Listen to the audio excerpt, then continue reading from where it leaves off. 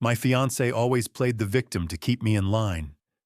Then I caught her on a secret Bahamas getaway with her ex, and I burned our future to the ground without blinking.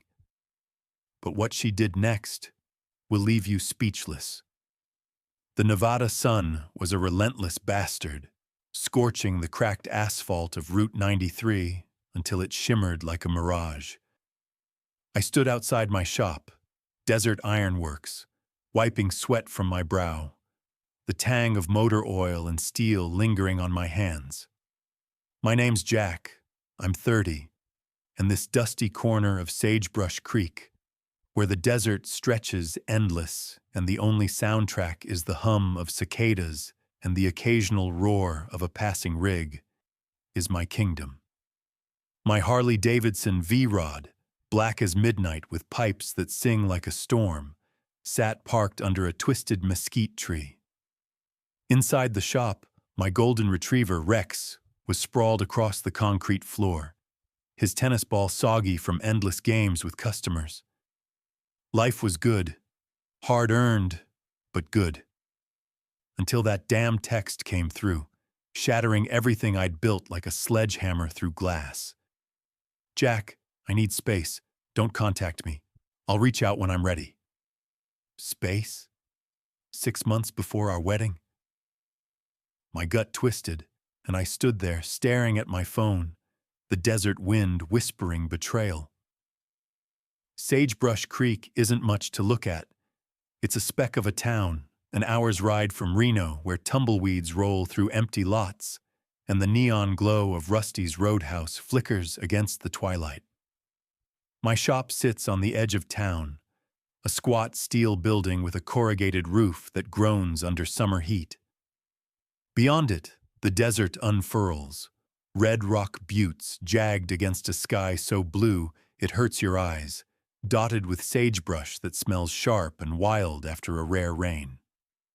My apartment, a modest one-bedroom I bought 3 years ago when the market took a dip, is a 5-minute ride down a gravel road lined with creosote bushes. It's nothing fancy, but it's mine. Every square foot paid for with blood, sweat, and 60-hour work weeks. I started Desert Ironworks in a rented corner of an old warehouse, hammering out custom bikes with tools I could barely afford. Now it's the go-to spot for riders from Vegas to Sacramento, drawn by my reputation for clean, one-of-a-kind builds. I don't come from money. My dad, Tom, a retired electrician with hands like leather, taught me to save every penny after watching his brother, Roy, lose everything in a divorce that left him broke and broken. "Build your own safety net, Jack," he'd say, his voice rough as the desert itself. "Nobody else will." That lesson was my gospel. I met Emma 2 years ago at a bonfire party out past the Salt Flats, where the stars burn brighter than the city ever could. The firelight danced on her face, her auburn hair catching the glow like molten copper. She was 28, a marketing executive with a smile that could sell sand in the desert. Smart, polished, the kind of woman who could charm a room full of strangers. We hit it off fast, talking bikes, dreams, the future. She asked sharp questions about my shop, laughed at my dumb jokes, and by our third date, I was hooked. We moved in together after a year, her stuff crowding my small place with designer bags and candles that cost more than my monthly electric bill. I didn't mind. I was building something real, and when I proposed 6 months ago, sliding a 2.5-carat diamond across a candlelit table at a steakhouse in Reno, her yes felt like the start of forever. We planned a fall wedding at a ranch near Lake Tahoe, deposits down, invites sent. But there were cracks I ignored. Emma called my buddies basic for loving baseball and Xbox. My best friend, Ryan, a welder who's been with me since high school, saw through her early. "She's got princess vibes, man," he'd say, squinting as she sweet-talked a client but snapped at a bartender. Notice how she flips a switch depending on who's watching. I shrugged it off. Love makes you blind.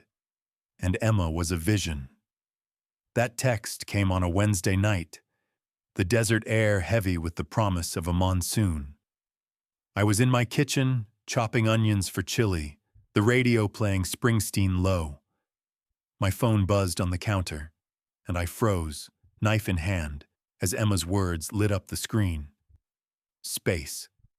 No warning, no fight, just a cold demand to vanish from her life while she figured things out.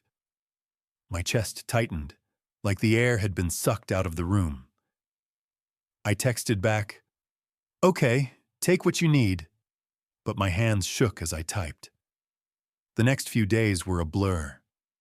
I'd be in the shop, grinding a custom fender for a '69 Triumph, but my mind was elsewhere, replaying every moment with Emma, searching for what I'd missed.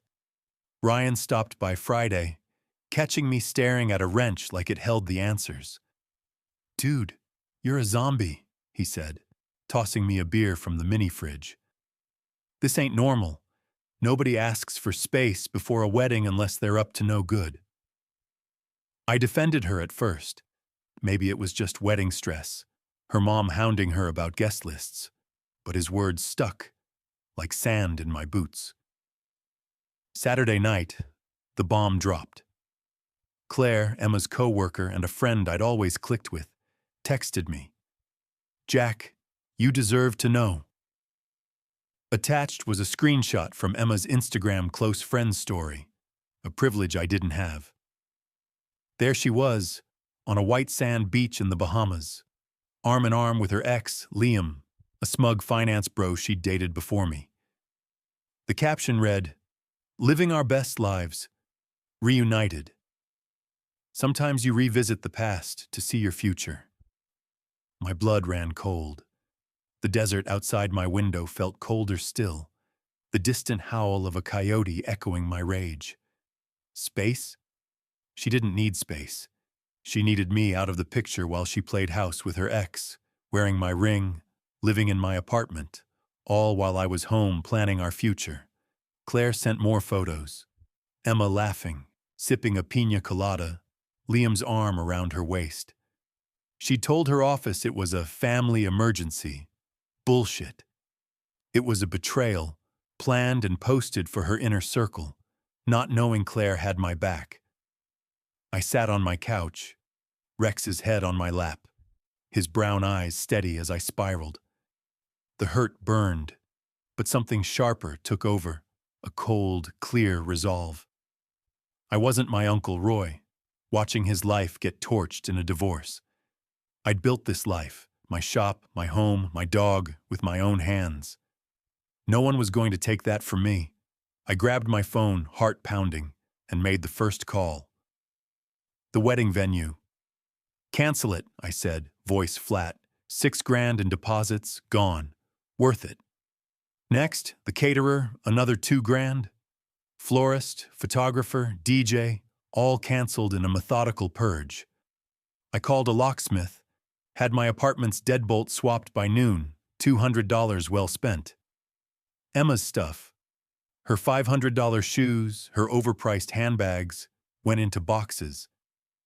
I found her ring on the nightstand, probably left to avoid tan lines with Liam. It went into my safe, a conditional gift under Nevada law. Then, the car. I'd bought her a Toyota Camry last year when her junker died. $17,000, all in my name because her credit was shot from buying $300 face creams. She'd made a few late payments, but it was my car, my loan, my insurance. I drove it to a dealership in Reno, signed the papers, and walked away with $15,000 pending inspection. Her parking spot sat empty, a silent middle finger to her entitlement. Ryan picked me up from the dealership, grinning. "Damn, Jack, you're surgical with this. She's gonna lose it." I shrugged, the desert sun glaring off the highway. She wanted space. I'm giving her a whole damn galaxy. We spent the weekend packing her things, finding credit card statements with thousands in debt, a wad of cash taped behind her dresser, and a notebook listing pros and cons about me versus Liam. My pros: stable, good provider. His: exciting, passionate. Guess who she chose in the Bahamas? My dad called that night, his voice steady as ever. "You're doing what needs doing, son. Roy didn't act fast enough. You need me to haul those boxes?" I smiled, picturing him in his old flannel, ready to load a truck. "I got it, Dad. But thanks." The shop became my refuge. Monday morning, I was there at dawn, the desert sky streaked pink and gold. I tore into a vintage Honda CB 750, stripping it to the frame, the work grounding me. Miguel, my head mechanic, didn't ask questions, just handed me tools as I reorganized the shop, the clank of metal soothing my soul. Rex lounged by my office, tail thumping, oblivious to the storm brewing.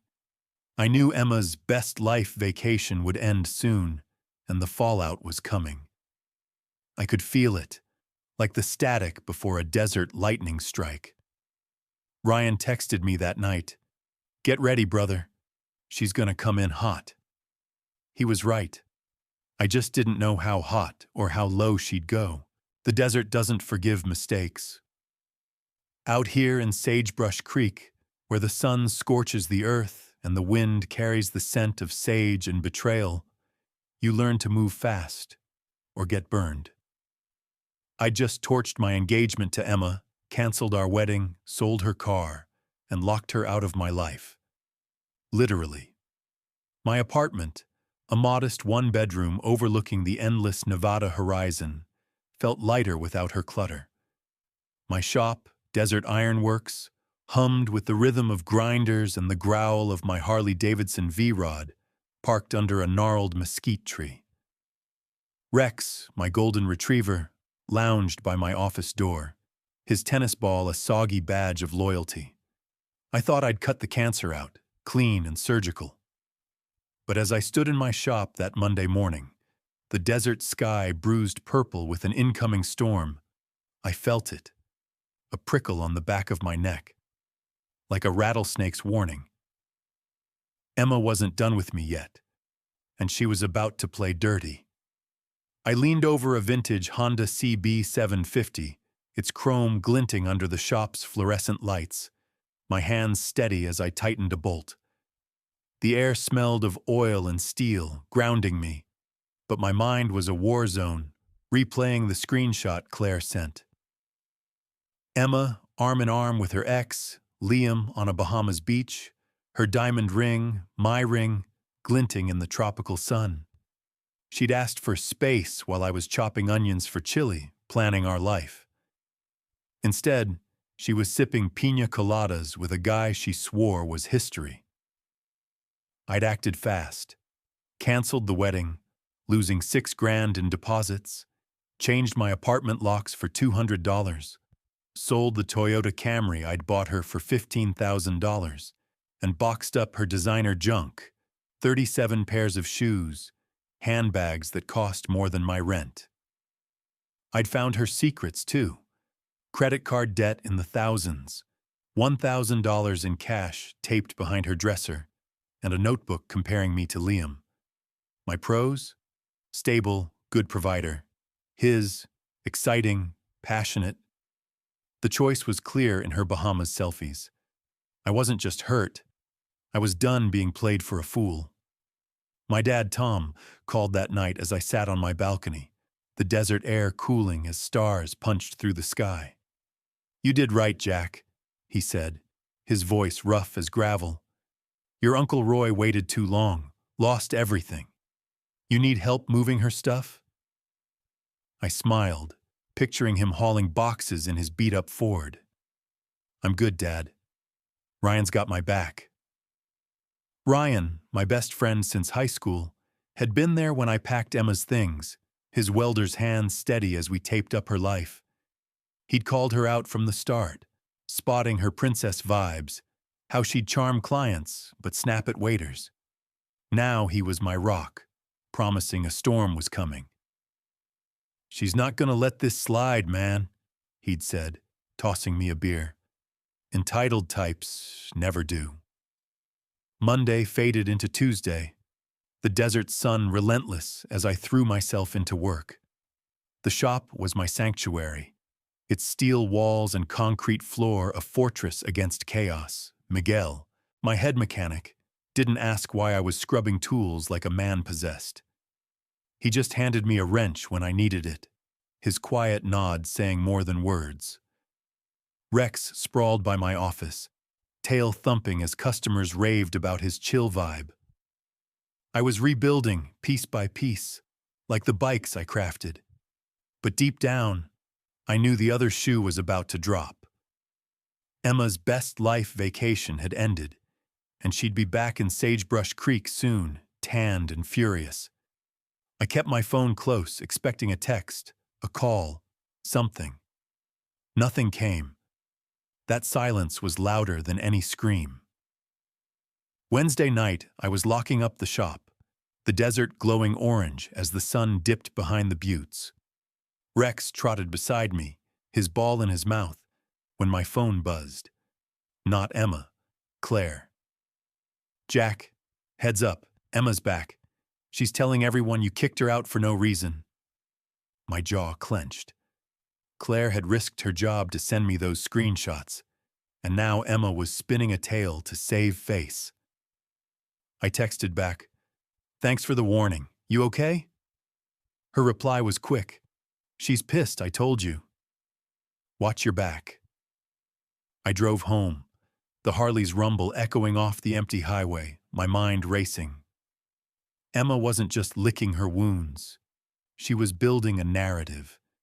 And in a small town like Sagebrush Creek, where gossip spreads faster than a brush fire, that could be dangerous. Thursday morning, I woke to a pounding on my apartment door. Rex growled, his ears perked, as I checked the new security camera I'd installed. There she was, Emma, tanned and furious, her auburn hair pulled tight, suitcase at her side. "Jack, open the damn door!"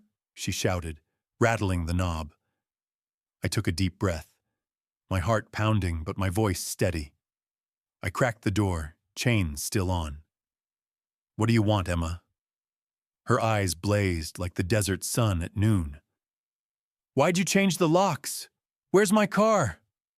What the hell is wrong with you?" I leaned against the frame, calm as a cactus. "You asked for space. I gave it to you. Wedding's off, cars sold, your stuff's boxed up.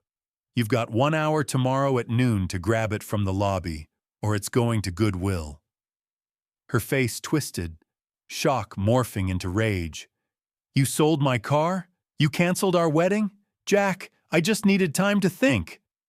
I pulled out my phone, the screenshot of her and Liam glowing on the screen. "Thinking with Liam in the Bahamas? Looks cozy." Her mouth opened, then shut, her eyes darting like a cornered animal. "That's not what it looks like. He was going through a rough time. I was helping a friend." I almost laughed. "Helping with cocktails and beach selfies? Save it!" Rex barked, sensing the tension, and I saw her flinch. "Where's my dog?" she snapped. "My dog?" I said, voice low. "The one you complained about shedding?" "He's fine, with me." I shut the door, her protests muffled as I locked it tight. Ryan came over that night, bringing burgers from Rusty's Roadhouse. "Showtime, huh?" he said, grinning as he cracked a beer. "She's gonna spin this to make you the bad guy." He was right. By Friday, my phone was blowing up with texts from mutual friends. "Dude, you sold her car? That's cold. Why'd you kick her out without warning?" Emma's narrative was spreading, painting me as the controlling jerk who overreacted to a misunderstanding. Claire texted again, warning me Emma had gotten her fired, claiming she'd created a hostile work environment by sharing those screenshots. My blood boiled, Claire had done the right thing, and Emma had nuked her job for it. I called her immediately. "Claire, I'm so sorry. I've got contacts in Reno, marketing firms, ad agencies. I'll hook you up." Her voice was shaky but grateful. "I didn't think she'd go this far, Jack. She's unhinged." I threw myself into the shop, the clank of tools and the growl of engines drowning out the noise. Miguel and the crew stepped up, covering for me when I zoned out, their loyalty a quiet anchor. Saturday, I met with my lawyer, a grizzled guy named Ed who'd seen every kind of small-town drama. I showed him the screenshots, the canceled wedding receipts, the car title in my name. "You're covered, Jack," he said, flipping through my binder of evidence. "Nevada's clear on engagement rings, conditional gifts. The car's yours, too. Keep documenting everything. She's not done." I nodded, the weight of his words settling like dust. That afternoon, Ryan and I took our bikes out, tearing through the winding desert roads, the hot wind whipping past as we leaned into curves. For an hour, it was just me, the Harley, and the open road. No Emma, no lies, just freedom. Rex was waiting when I got home, claiming the couch like he knew she was gone for good. I scratched his ears, whispering, "Just us now, buddy." Sunday, the storm hit. I woke to find my truck's tires slashed, the high-performance rubber I'd splurged on last year shredded like paper. My security camera caught it all. Sophie, Emma's 26-year-old sister, sneaking into my lot at 3 a.m., a hunting knife glinting under the streetlights. She knelt by each tire, her face clear as day in the footage. I called the cops, filed a report, and watched them haul her in for vandalism. Damage, $900. My insurance would cover most, but the hassle, towing, repairs, stung. I moved my Harley to a secure garage a block away. No way I'd let them touch my baby. That same day, Liam emailed me, of all people. "Jack, I'm sorry. Emma told me you two were done before the trip. I didn't know you were still engaged. She's been showing up at my place, crying, begging for another chance." I stared at the screen, my anger softening into pity for the guy. He'd been played, too. "Bullet dodged, brother," I replied. He didn't argue. Emma's campaign escalated. She and Sophie started bumping into me at the shop, lingering in the parking lot. Sophie smirking while Emma played the victim. Once, she tried to force her way into my office, screaming that I'd ruined her life. Miguel and the crew formed a human wall, their loyalty fierce. "Boss, want us to call security?" Miguel asked, his voice calm but firm. I nodded, and they escorted the sisters out. I filed for a restraining order, my lawyer piling up evidence, the tire-slashing footage, dozens of harassing texts from burner numbers, voicemails of Emma crying, then cursing. My landlord called about a noise complaint, likely Emma's doing, but he waved it off when I explained. The doorman reported her trying to tailgate residents into my building. I installed more cameras, gave the front desk her photo, and told them to keep her out. The restraining order hearing was a circus. Emma and her mom, Diane, showed up in prim dresses, like they were auditioning for sainthood. My lawyer laid out the evidence: screenshots, police reports, tire-slashing video. The judge's face hardened as he flipped through my binder. Emma tried to spin it, tears, trembling voice, claiming she'd made one mistake, and I was punishing her unfairly. But the truth was undeniable. The judge granted the order. 3 years, no contact within 500 feet of me, my home, or my shop. I walked out, the desert air sharp and clean, feeling like I'd shed 100 pounds. A month later, Diane called, her voice dripping with fake concern. Jack, we're struggling. Emma can't work without a car. Sophie's got legal bills from the tire thing. Can you help? Maybe sell the car back? I laughed, the sound echoing off my apartment walls. Diane, you're violating the restraining order by calling. This goes to my lawyer and the cops. Don't call again. I hung up, forwarded the call log, and poured myself a whiskey. Emma's life was imploding. Fired for missing work. Credit cards maxed. Liam blocking her after she showed up drunk at his place. Sophie faced community service and restitution. Their family was fracturing, Diane and her husband bickering over Emma's demands. I sold the engagement ring, pocketed the cash, and took a solo trip to Peru, hiking Machu Picchu under a sky so vast it made Sagebrush Creek feel small. I posted nothing online, savoring the silence. Back home, I painted my apartment in warm desert tones. Sand, terracotta, sage, reclaiming every inch. New furniture, clean lines, a space for me and Rex. The shop thrived. A custom Harley Sportster we'd rebuilt getting featured in a bike magazine, bringing in new clients. Miguel and the crew got bonuses, their names in the article. Word of mouth spread, and Desert Ironworks was busier than ever. At a Vegas bike show, I met Olivia, a 29-year-old mechanical engineer with a sharp mind and an Indian scout she'd customized herself. She asked about my fabrication techniques, her questions cutting through the usual small talk. We swapped numbers, texted about bikes, then life. We've been dating casually. No rush, no pressure. She's independent, with her own career and apartment. Rex loves her, dropping his ball at her feet the first time she visited. Last Sunday, she joined me at Dad's for lunch, the two of them geeking out over engine specs while I grilled steaks. Dad texted later, "Smart girl, good pick, son." High praise from a man who trusts no one. Looking back, I see the lessons carved in the desert dust. I'm stronger than I thought, backed by people like Ryan, Claire, Miguel, and Dad, who showed up when it counted. Cutting out Emma was like amputating a diseased limb, painful but necessary.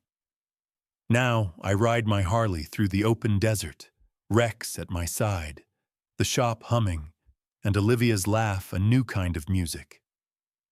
Some lessons cost you, but damn, they're worth every penny.